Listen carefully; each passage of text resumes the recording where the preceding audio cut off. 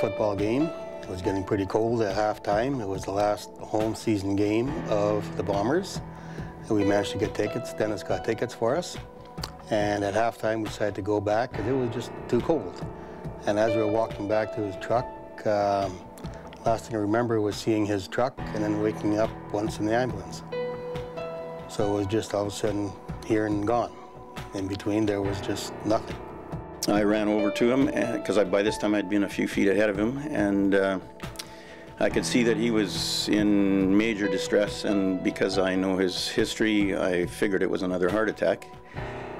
And so I was starting to panic because I didn't really know what to do. There were other people around, so I asked someone to call 911, which the person said they had already done.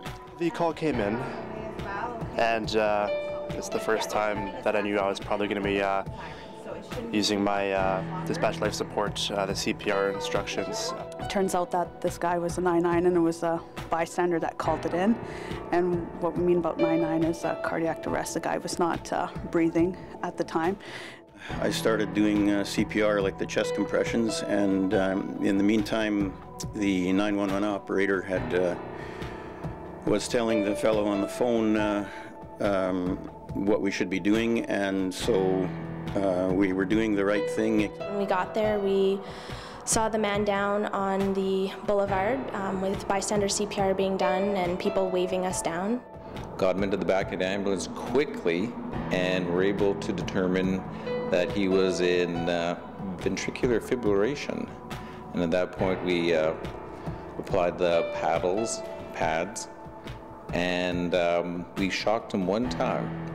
We were worried about respiration, so we were bagging him with the BVM at that time, and he started to breathe on his own and started to respond to painful stimuli, and by the time we ended up transporting him to the hospital, he was talking as we arrived at HSC.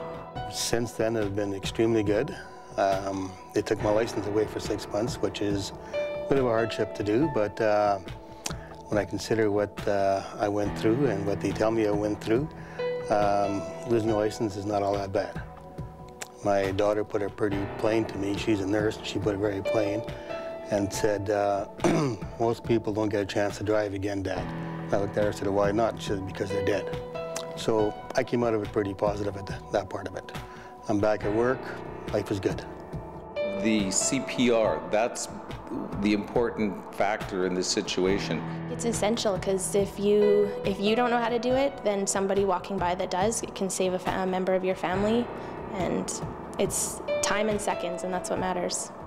Yeah, if there anybody that could have done it, it would have been Dennis, because he's there, he's a good friend. And I know what really impressed me was that he stayed so level-headed about the whole thing and knew exactly what to do. The reality is that I did save his life, but I wasn't thinking about that at the time, and I wasn't thinking like this is how you do it or anything like that. I'm just glad it worked. I'm really, really glad it worked.